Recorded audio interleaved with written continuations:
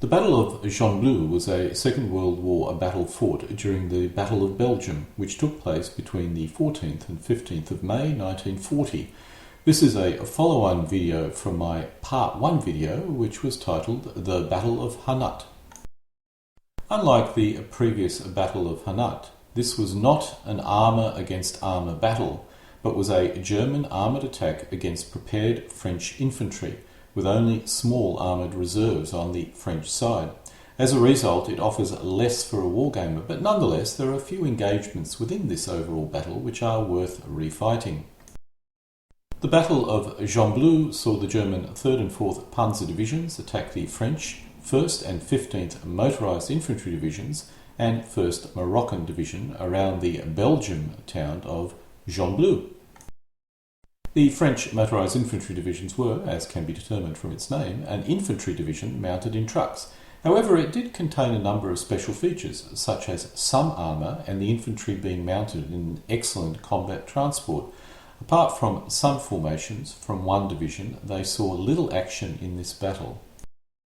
The 1st Motorised Division consisted of the 1st and 43rd and 1/10th Motorised Infantry Regiment, the 15th Artillery Regiment, the 215th Heavy Artillery Regiment, and the 7th Reconnaissance Regiment, which did contain some armour. The 15th Motorised Division consisted of the 4th, 27th and 134th Motorised Infantry Regiment, 16th Artillery Regiment, 216th Heavy Artillery Regiment, and the 4th Reconnaissance Regiment, which also contained some armour. This shows the Motorised Infantry Division in more detail. The only armour contained within this division was a company of AMR-35 light tanks, although a company of armoured cars were also present. The 1st Moroccan Infantry Division was similar to a standard French infantry division. It consisted of the 1st, 2nd and 7th Moroccan Infantry Regiments, 64th Artillery Regiment and the 264th Heavy Artillery Regiment. For this battle, the 35th Armoured Battalion was attached, which consisted of R-35 light tanks. This took the brunt of the German attack. I do not possess the specific TO&E for the 1st Moroccan Division, but it would have been similar to a A-Series Infantry Division, which is shown here in more detail. It's interesting to note how come the Moroccan Infantry Division found itself in a part of the battlefield where only motorised divisions existed. The divisions on either flank were the motorised divisions, so I suspect this division may have been possibly temporarily motorised for the campaign, or maybe it was even motorised at all time. It was also very high quality, as the Germans discovered when they attacked it. This is a breakdown at regiment and battalion level of the 1st and 15th Motorised Divisions. The French motorised divisions contained only a single armoured regimental formation, which consisted of one company of R-35 light tanks, as well as armoured cars, motorcycles and other reconnaissance troops. This was sufficient to launch small counterattacks, but not anything major. The real strength was the 75mm field guns, which were effective, or very effective, in an anti-tank role, even over distance. This is my best guess of the organisation. The 1st Moroccan Infantry Division, the 35th Tank Battalion, was attached to this division for this battle. Its greatest strength was high morale and experience and a large number of 75mm field guns, which could be very effective as anti-tank guns, both close range and also at distance. The German armoured divisions each had an armoured brigade with 2 tank regiments. The latter was divided into 2 tank battalions. Each tank battalion had, apart from a staff company, 2 light companies of 19 battle tanks. I'm uncertain of its strength during this battle, as some tanks had been lost in the previous 4 days. It's possible the 3rd Panzer Division had 314 battle tanks in its 3rd Panzer Brigades, consisting of the 5th and 6th Panzer Regiments. This was broken up as the following: 117 Panzer Is, 129 Panzer IIs, 42 Panzer IIIs and 26 Panzer IVs. This was the strength before the Battle of Hanat, so possibly there were some casualties for this particular battle. Besides these battle tanks, the 3rd Panzer Division had 27 track command vehicles, but these were only armed with machine guns. The 4th Panzer Division had 304 battle tanks in its 5th Panzer Brigade, consisting of the 35th and 36th Panzer Regiment. This was broken up as follows: 135 Panzer Is, 105 Panzer IIs, 40 Panzer IIIs and 24 Panzer IVs. Each division also had about 56 armoured cars. Like most Panzer IIs of the 16th Army Corps had not yet been up-armoured to the new 30mm standard and thus were vulnerable to even the French 37mm L21 gun. This is a summary, or a battalion-level summary of the German forces, also including regiments. While tank heavy, there was actually a generous amount of infantry formations within this Panzer division. The battlefield was flat and possessed good roads, but was heavily built up. While there was a river barrier to the south of Gembloux, there was little natural defences the French could use, apart from the built-up areas and hills. Gembloux was held by the 1st Moroccan and the 1st motorised to its left flank and the 15th motorised to its right flank. Gembloux blocked the road to the southwest and the Germans had to get through it. The Panzers moved out on the 14th of May to overrun the Dile position. At least until 9:20, air reconnaissance indicated that the position was unoccupied. At that hour, Hauptner was with the 4th Panzer Division, urging the unit to break through on both sides of Hernage without waiting for the 3rd Panzer. The 35th Infantry and the 20th Motorised Division were both behind the Panzers, respectively on their right and left flanks. The 4th Panzer Division ordered an advance with Panzer and Rifle brigades operating together. The left flank of the division could be covered by the Reconnaissance Battalion, a machine gun battalion and most of the anti-tank battalion. At 11:30, 8th Company, 35th Panzer Regiment, with some 30 tanks, attacked from Baudest towards the rail line south of Hernage, but was stopped with the loss of 9 tanks by enemy artillery fire and withdrew. The 6th Company was unable to aid it because of the incredibly heavy defensive fire. At 13:30, the 4th Panzer Brigade ran into enemy positions between the rail line and the highway from Wavre to Gembloux. The action of the 3rd Panzer Division on the 14th of May is much less clear. That morning, 3rd Panzer Brigade crossed the Belgium anti-tank obstacle behind the 4th Panzer Division, with 5th Panzer Regiment on the right and 6th Panzer Regiment on the left. Colonel Kuhn, the brigade commander, was with the 6th Panzer Regiment, which became involved in the fighting in Hernage and on the Wavre-Gembloux road, the tanks being taken under lively artillery and anti-tank fire. Kuhn decided to wait for infantry support to arrive.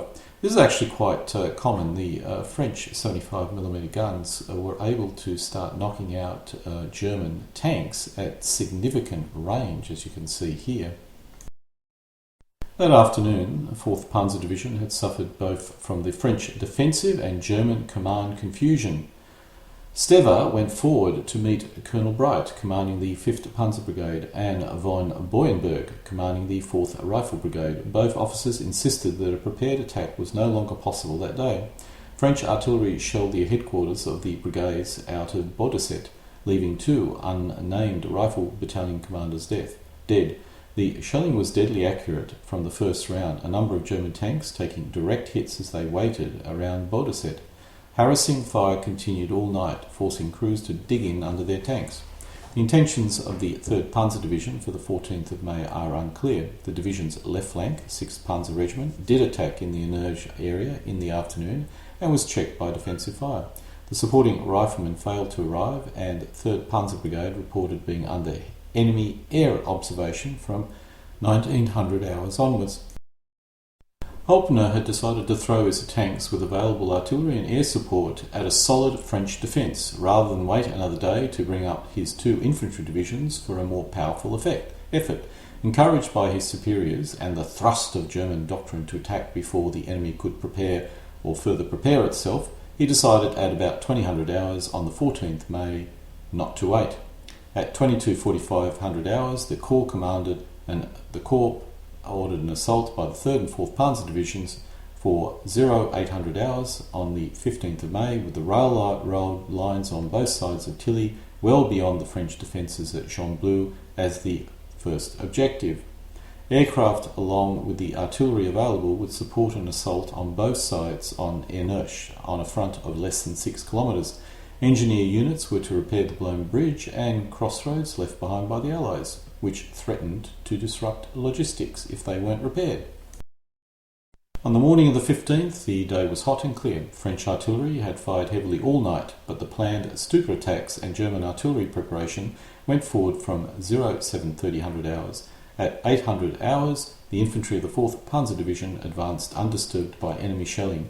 At 8:10, riflemen fired a white star indicating that they had crossed the railroad lines, but at 8:20 French artillery engaged the incursion, and as the German tanks drove forward, they were pinned down. Meanwhile, infantry of the 3rd Panzer Division attacked from Van Hel-Paul against Peerbeur at 09:15, but they too struck fast by 1100 hours. The war diarist of the 16th Corps complained that the tanks of the 4th Panzer had joined the fray before the anti-tank obstacles had been cleared. The Corps Operation Officer of French descent, Charles de Bourber, criticised the 3rd Panzer Division for allowing its infantry to bog down while leaving its tanks in reserve. At 9:30, 36th Panzer Regiment was suffering heavy losses standing before the obstacle. The 35th Panzer Regiment was in a similar predicament at 09:45 hours. When 5th Panzer Brigade headquarters asked why the infantry was not advancing, they were told, "Attack hopeless." At 10 o'clock, 2nd Battalion of the 12th Rifle Regiment had a company on the railroad line at Gembloux, but the advance was slow and costly and had halted by 1100 hours. Radio contact with 5th Panzer Brigade was lost, and the tanks were milling around before the obstacle and being picked off one by one. Since 3rd Panzer Division withheld its tank brigade, its battle went rather differently. At dawn on the 15th of May, 3rd Battalion, the 3rd Rifle Regiment, was to the northeast of Arnouch, but its 1st and 2nd Battalion had moved too far to the right during the night, opening a gap of 2 kilometres between 3rd and 4th Panzer Division, which should have been abutted near Arnouch. Thus, 3rd Panzer Division found itself engaged more against the French 110th Infantry Regiment of the 1st Motorised Infantry Division at Peerbeur than intended. At dawn, German aviation and artillery deluged Arnouch. The 1st Battalion of the 3rd Rifle Regiment attacked the northern edge of the village, but the attack broke down under infantry fire. At 0800 hours, after further air and artillery preparation, 2nd Battalion, hampered by its own artillery which was firing on the basis of maps coordinates, advanced towards Peerbeur, but failed in turn. The commanders of the 2 battalions met to concentrate their efforts, while 3rd Battalion west of Beaudesset received orders to close the gap between the 3rd and 4th Panzer Division.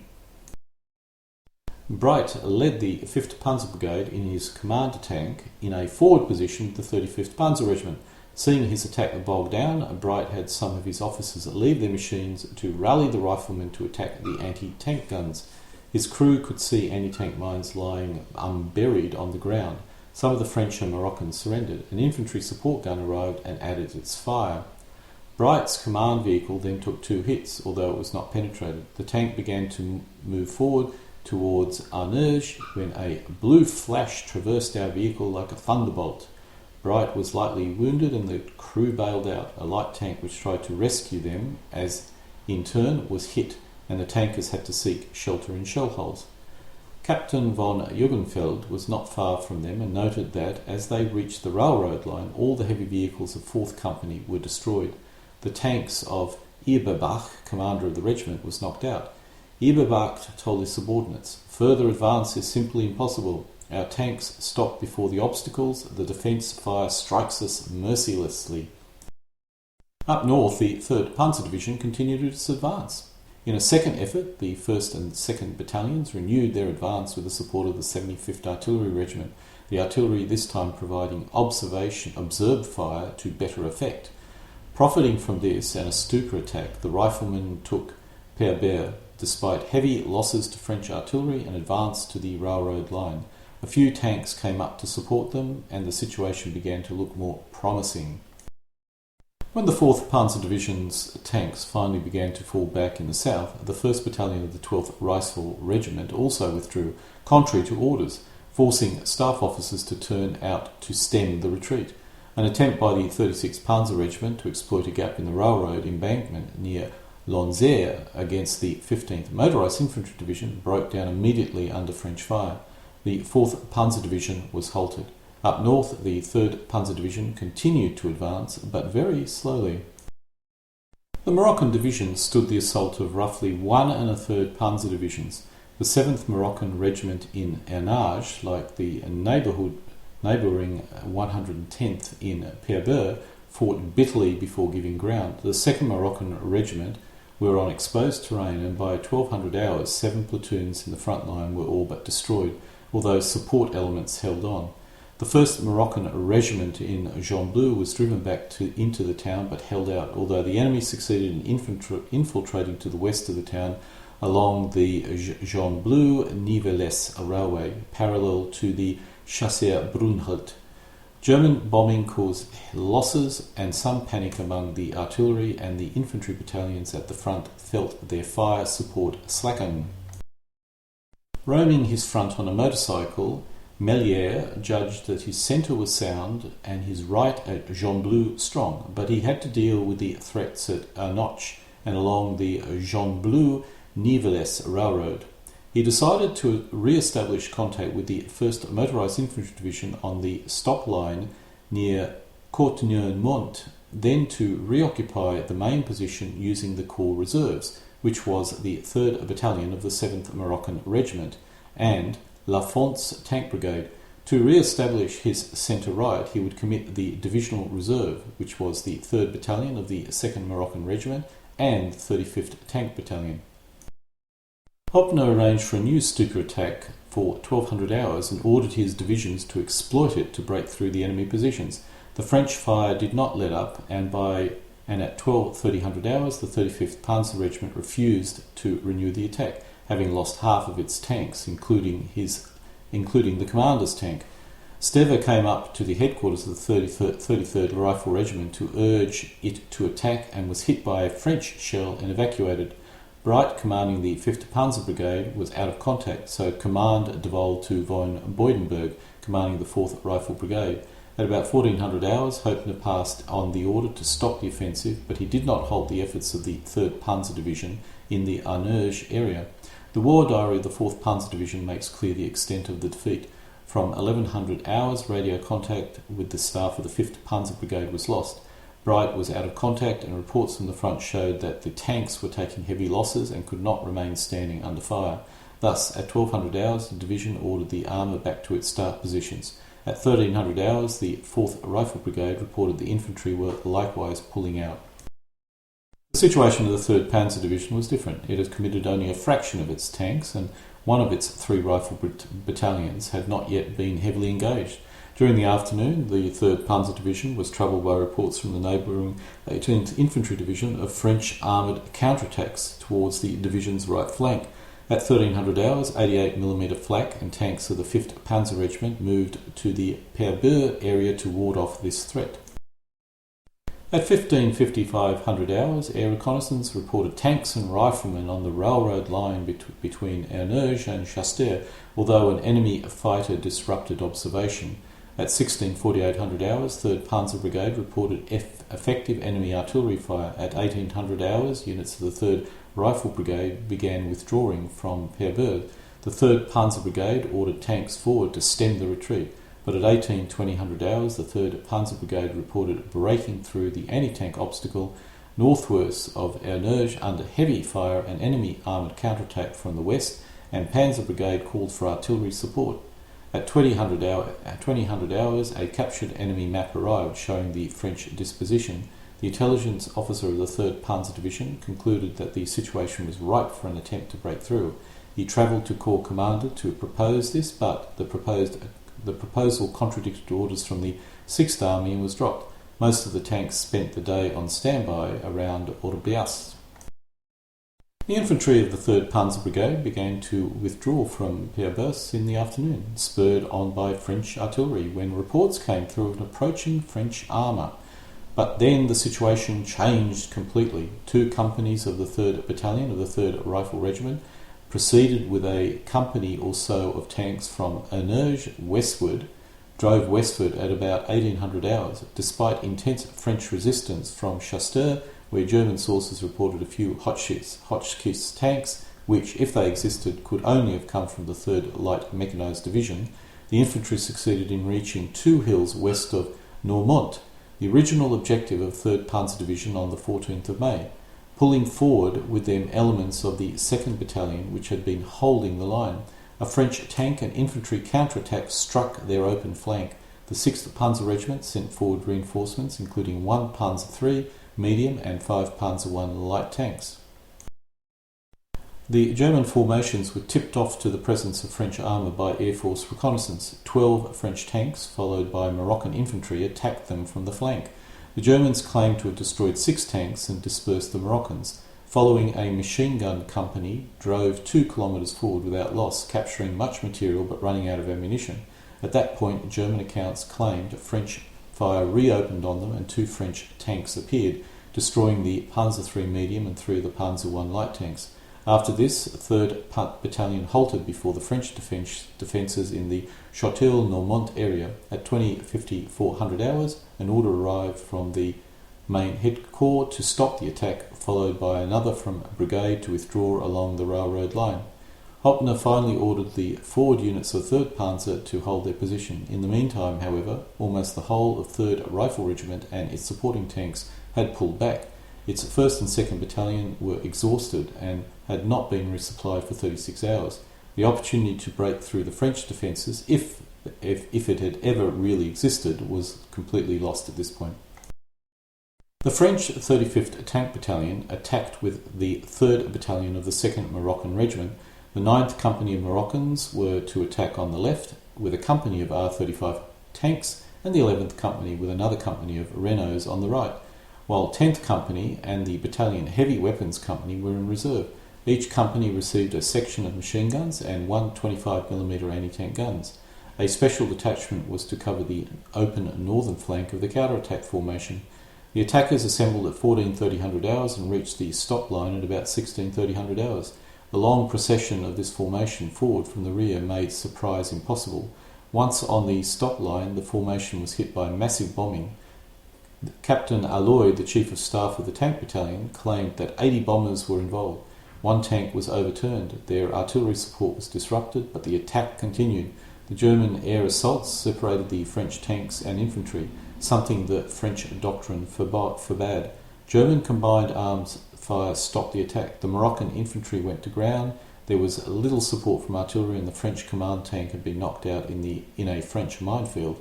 The tanks took the German anti-tank defences by surprise, but were unable to make much progress. At 18:30 hours, the attack was over.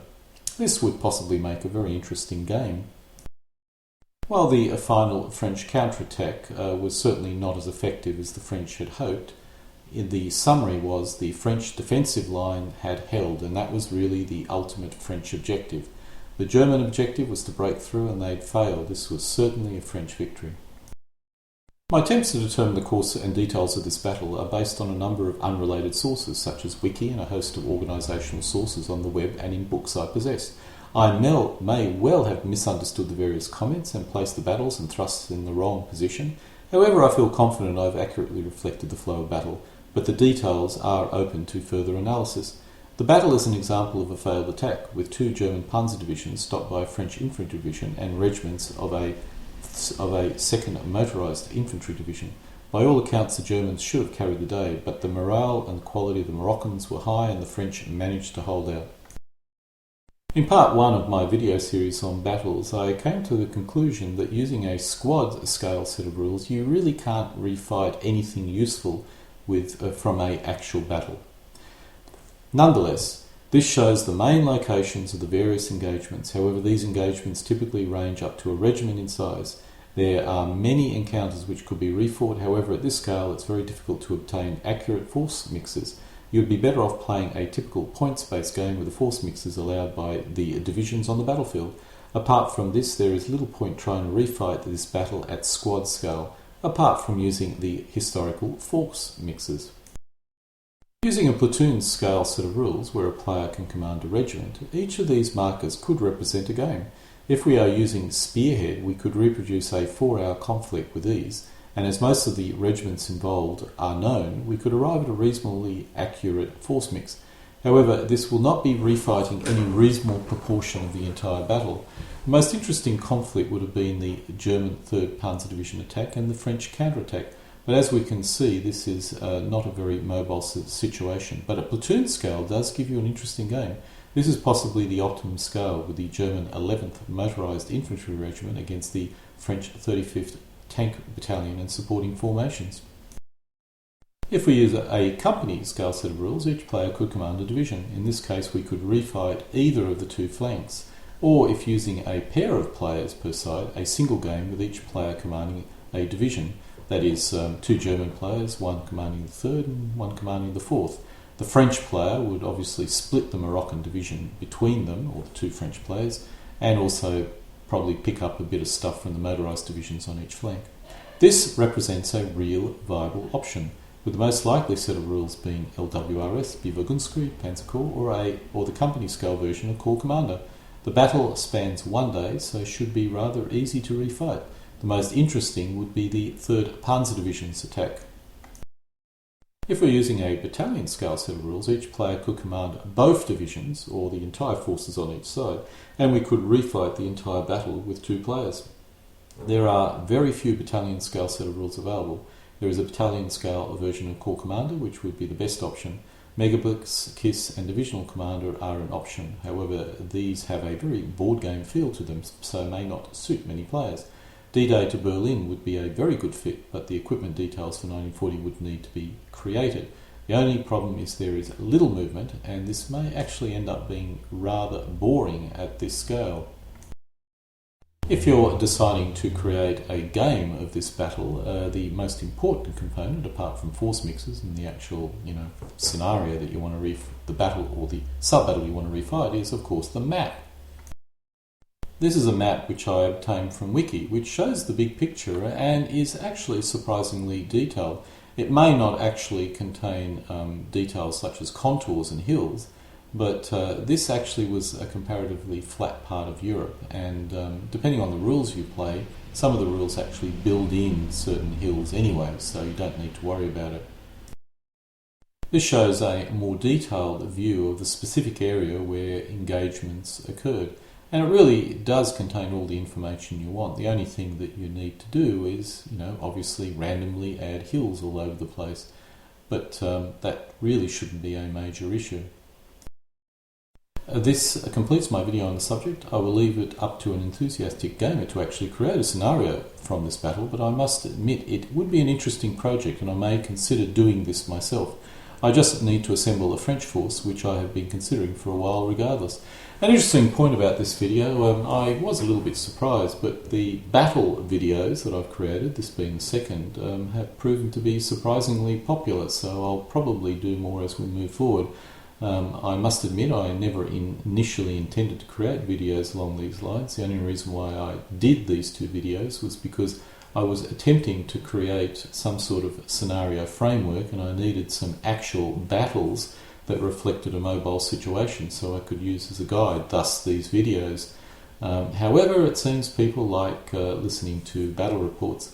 One thing I did notice, and probably you would have noticed if you listened to this, is a lot of the text here comes from Wiki, and Wiki uses a lot of battle reports from various people.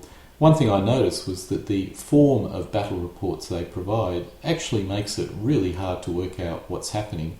I may consider rewriting everything in a form that makes it a little bit easier to understand what's physically happening on the map, such as ignoring the commanders and only focusing on the actual formations, because that way you can always tell where the 26th Panzer Regiment is, but you may not know where Bright is or somewhere of that nature.